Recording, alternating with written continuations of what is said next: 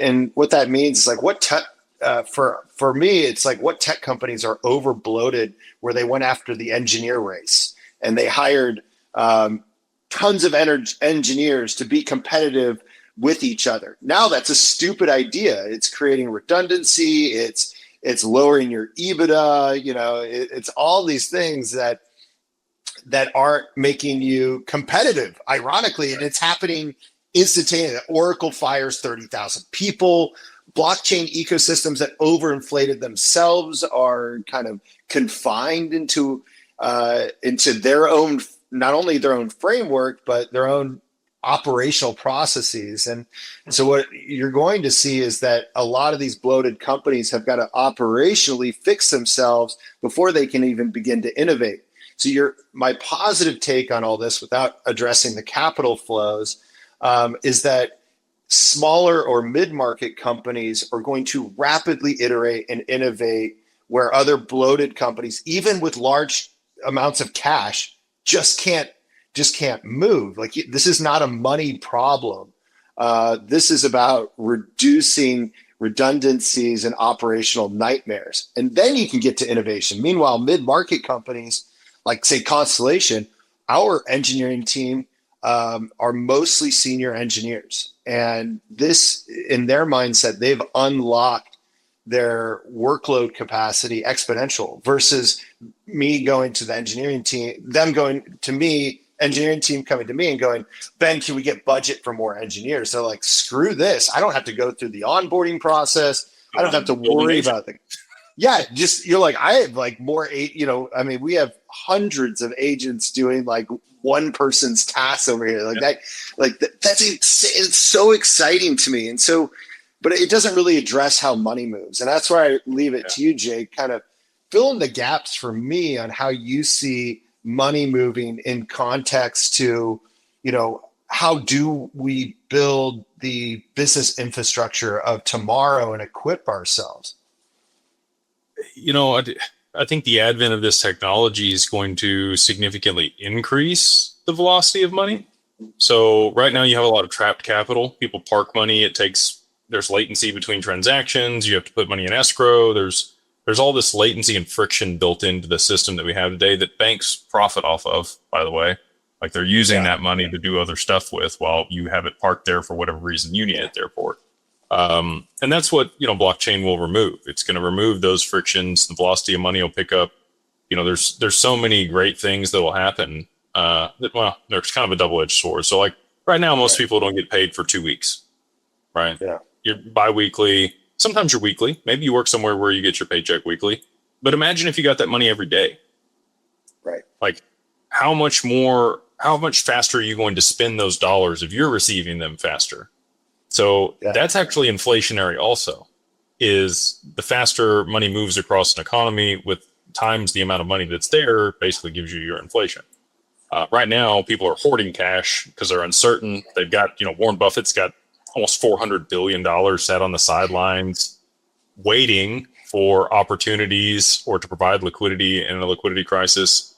It's going to be wild to just kind of watch this unfold. But once we do have, and I made a video about this, I think the opportunity, to your point right now, is so huge for mid-market businesses and people that see this opportunity to be able to circumvent or take market share from the larger players that are out there. And separate of that, like, investing in markets, they're volatile right now. So if you can, pick the right direction on things or have a strategy to be able to benefit from either direction or harvest the volatility that's out there, you make a lot of money in a very short period of time. On the other side of the advent of AI and all these things, I think it's going to be very difficult for people to actually make a lot of money in the market. I think it'll go up and to the right, over the long term. But that being said, I don't know how easy it's going to be for people to make money in the market as quickly as they have in the past. I think it'll be more of a Warren Buffett play where it is slow, steady growth over, 30, 40 years for people to actually create a retirement on the other side of this, because you're going to get a reversion to the mean as AI agents and other things are trading the market with algorithms. And you're going to take the human emotion out, right? Because that's where we get the volatility is people tend to overreact one direction to the other. We get euphoric or, there's too much pessimism in the market and people sell off. There's a fear and greed index. Once all this is done by robots, like that's going to be truncated significantly. And if trading times become real time, the spread or the discrepancy in a lot of these exchanges or your ability to arbitrage stuff is also going to be significantly truncated. So sure. I think the way that people are going to generate significant amounts of wealth in the future is going to be through business, startups or progressive technology that disintermediates things. But investing, I think, will be a much more difficult path for people to generate, significant amounts of wealth. I completely agree. It's going to be so hard. I mean, look at it from just investing in startups. You've got China that went to these giant initiatives that you'd have one person on one little button building an app to they're like, oh, we don't need that anymore. So now we just want thousands of startups that are clones of other companies. Like it's going to be it's already getting so overwhelming that I think the average person is going to have a hard time investing in what's real, what's not, what's going to take off, what's fly by night. What's interesting about, go ahead.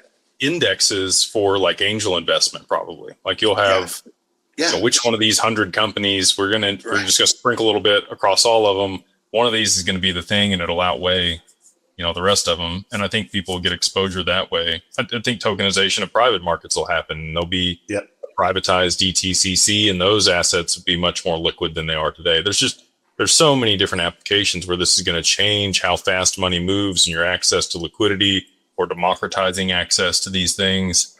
You're totally right. I mean, we're already seeing that problem with private equity, right? They're looking for liquidity on so many of the investments they placed in 2020 and 2021, right? Like they're looking to get out of so many of their positions, and there's not enough, right? Which is imagine being able to finance yourself without raising capital. Like that's the other promise of blockchain in my mind. So you get a 409A done. Like you have revenue, your business is legitimate, it's scaling. Normally you need to go out and raise capital or debt from somebody else. But if you could tokenize the equity in your business and park that with an Aave or compound, and they could underwrite the risk on that, and they could provide you 40% LTV against whatever the value of your company is. Right. You borrow from the DeFi program. 100%. Yes. Like that, it's on the horizon right now. Like, and they have to move in that direction. This is a forcing function. This isn't like, what's cool about our conversations, Jake, as well, is like they evolve over the time. It's like, oh, think about the possibility. Now we're in a state of this is not just like a possibility of that it's cool. It's like a forcing function that it has to happen to unlock new liquidity in new ways. I absolutely think that DeFi is here to stay. It's going to be institutionalized. It's already happening. The Bitcoin ETF was just the first institutional. I don't know. I think we all had hopes that it would be better. Now everybody's like, maybe that wasn't the greatest idea to give so much control. But there's systemic risk there now. Yeah. Yeah, 100% there is. So I'm very bullish on the future. I love the concept of neobanks. I think what you're talking about is kind of the neobank model is like you're going to have new types of ways of saving money, right? I think one of the big hurts to crypto was that this was a new way for people to build wealth and speculate and have liquidity on something where maybe they weren't able to be a accredited investor, or they didn't have access to deals. But now you're starting to see a migration of capital and crypto go into these, like, to really any app that allows you to save money. You don't have to be so risky on what you do with your capital and And maybe that's the lesson for the whole industry is like, you're really risky. It kind of feels better to be able to pay your mortgage and not, you know, and live a good life, you know, but so that's all happening. What does like the neobank look like? And how do people have control over their funds, but also earn a yield and be able to, you know, get paid on a daily basis versus wait 2 days? Like, I think there's a fascinating future. And I see, I'm even talking with like major lending institutions that are like, how do we tap into that? How do we make this more programmatic? How do we get into this underwrite community? the risk with the metadata? Yeah. Right. Underwrite the risk with metadata, get people to borrow more money. You know, all of that's kind of converging very rapidly. And I think over the next like 4 years, you're just going to see a whole change of life happening with the convergence of all these different modalities and frameworks and technologies. Yeah. I think my wife, you know, when I talk about this, she's tends to think things are going to move at the rate that they have been. So there's been technological advancements over the past 20, 25, 30 years that have been fairly rapid in comparison to previous times, right? But I think to your point, many people are just going to be on their back foot with how quickly things progress with the advent of AI and the convergence of, you know, quantum and all these other things at the same time. I mentioned a book to you before, and I've talked about it a couple times on the channel here, but The Future is Faster Than You Think. If you haven't read that, I highly recommend going out and checking that. But basically it talks about, you know, you look at Blockbuster and how they were disintermediated by Netflix. And Blockbuster actually just closed their first and last store last year in 2025. So they had like a 30 or 40 year expansion and then a contraction and completely out of business. They had the opportunity to buy Netflix for $50 million and didn't do it. Instead, they added more candy to the checkout line. Right. But my point with that is the rate at which things are going to be disintermediated moving forward is going to be exponentially faster. There'll be technologies that come out that completely eradicate an industry in a 2 to 5 year period. So you're going to have these meteoric rises of these companies that leverage AI and these other tools to be able to scale, you know, with whatever product or service they're providing that's, you know, generating huge amounts of value. And then there's going to be something out of left field that comes out that completely makes them irrelevant in how they're providing that product or service within a 3 to 5 year time frame. I mean, it's happening. The people that pick up on it will quickly do the Netflix to Blockbuster story. And it'll happen like a death by 1,000 paper cuts. Maybe not one person, but it's going to be a death by 1,000. You're not going to see it coming because it's a giant swarm. And I mean, I think it's an interesting point. It's like not, you know, it's not all fear mongering as well. Like it's just like I said, small mid-market companies have a huge upside in all this. Like, and they have the chance to do it pretty cheap, very cheap compared to what it used to cost. Yeah, 100%. I mean, because like even let's take the bloat situation of like an Oracle, right? If you have all your engineers at Oracle using tokens on a different LLM of choice, you're running higher costs, right? Versus a mid-market company that's got one engineer that's now scaling 10x their work.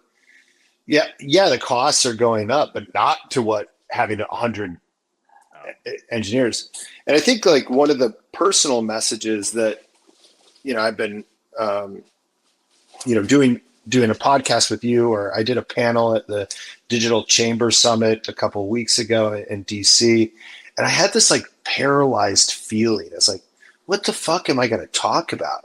Like, you know, why would somebody come and listen to an individual in a panel or a podcast when 2 seconds away I can get, you know, a pretty good articulation through ChatGPT or Claude? And like, I don't need the bias of an individual. So where I kind of get spiritual in a sense is that we're migrating back to authenticity, right? And authenticity, you know, often in the ethos, you find that in a technology expression, which is validation. But on the human side of this, I kind of came up with this conclusion that I need to like talk with authenticity. I need to tell my story through time and wisdom, not through technology features and functions and how we're going to be faster and better, because nobody really wants to hear that, because they can go double check my work instantly and be like, he's a lying piece of shit. Yeah. But my story is more inspiring to those people that want to do and get started. And so I think there's a level of, we're resorting back to human connection, relating, building relationships, and often finding kind of our story that only time and wisdom can tell. And so those are the valuable. So as we think about the future, yes, this technology is overwhelming, but we have to resort back to building relationships and a rapport, because that's going to be our strategic strength. If not, not technology that we think might do it. We're going to know if it doesn't or not, right? So then it's like, who do we want in our tribe as we go forward in this world? Community and connection, I think, are going to be extremely important as this technological advancements take place, and people are going to look for meaning, because normally people have derived meaning from their work. Right. And many people are going to be completely disintermediated, like Block and Oracle, like you talked about. I mean, they're already seeing large organizations wipe out total sections of their company and remove this bloat, which I get from a capitalist standpoint.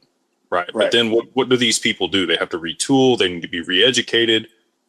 But if we have a situation where, they're able to print money in opposition to the deflationary pressure and kind of dole that out to people to kind of bridge the gap here, I think there's a lot of people that are going to move back to their passions. Like, how many people are out there that are fantastic painters or singers, or they have all these great talents or skills, but they got to work a 9 to 5 at 7-Eleven to pay their mortgage, right? Like, they don't have time to express themselves through that medium or whatever their God-given gifts are, because, well, you got to live, right? Right. And now with inflation the way that it is over the past 5-6 years, sometimes you're working 2 jobs or 3 jobs. You can't really go after the things that would really make you happy or fulfilled. And I think there's going to be a chance for a lot of people to move back toward that as these things progress. I'm optimistic, which a lot of other people think we're moving into this dystopian paradigm. I don't think it'll be utopian or dystopian. I think it'll be somewhere in the middle. But I think people will have a lot more opportunity on the other side to, one, like you said, connect with other people, because that's going to be super important. And then 2, pursue their passions or whatever gives them fulfillment, instead of, deriving their meaning from working their 9 to 5. Couldn't agree more with you, man. I mean, you hit the nail on the head. This is a chance to be, this is a huge opportunity for all of us. Like, this is probably the biggest, some of the brightest people out there. But at the end of the day, you hit it, you said it best, is like, people are going to have a lot of different ways to make money, for example. And the end of the day is, do they want to call up Jake or not? And that's going to be the deciding factor. Right. It's not going to be, your technology is going to be a given, right? It's going to be whether they like you or not. And, I think business that's kind with of this, people like and trust. 100%. Right. Yeah. It has nothing to do with technology, right? There've been sections of the economy in different parts of the U.S., that they work within their own community. Even if it costs more, they know that they're putting money back into their own community of people. Sure. And it continues to circulate there and doesn't really leave, which continues to build that community. So I don't know that there'll be like sections. I think we're going to galvanize the world effectively with what's going on also. I mean, you've already got international commerce at scale and pretty well interconnected. Like, a problem in the U.S. or in another nation can absolutely affect economies in other parts of the world. And now that we have, rockets moving shipping containers, and it doesn't take months for something to get here from China, and it takes, 30 minutes to take it from Dallas to Beijing, the speed at which things are going to be happening and how things are connected, again, just a wild time to be alive.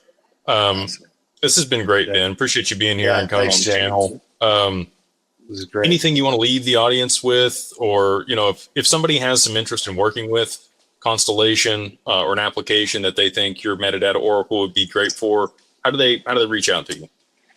Yeah, reach out through you. If you guys reach out to you, or and connect us, we're happy to talk. Yeah, I mean, there's a lot of great updates coming on with Constellation. The acquisition going through, and then we have kind of a slew of products that we're gearing up to release to kind of showcase what's going on in 2026 and 2027. So, like I said, I'm pretty bullish on the future. It's an exciting time for us. It's been an exhausting time. And so I just hope that I can come back on here and kind of unveil some of these products and showcase what we're doing, because I think it hits a lot of the narratives that you talked about today. So, Jake, it's always a pleasure to come on, man. I'm always honored when you want to get on a call with me, as we always have these great dynamic conversations and we don't know where they go. So I love it. That's why I love it. Yeah. Yeah. Well, again, same to you. Thanks for coming back. We'll definitely have you back again. Excited for the announcements. And thank you guys for watching. Stay blessed, and we'll see you guys on the next one. Thank you.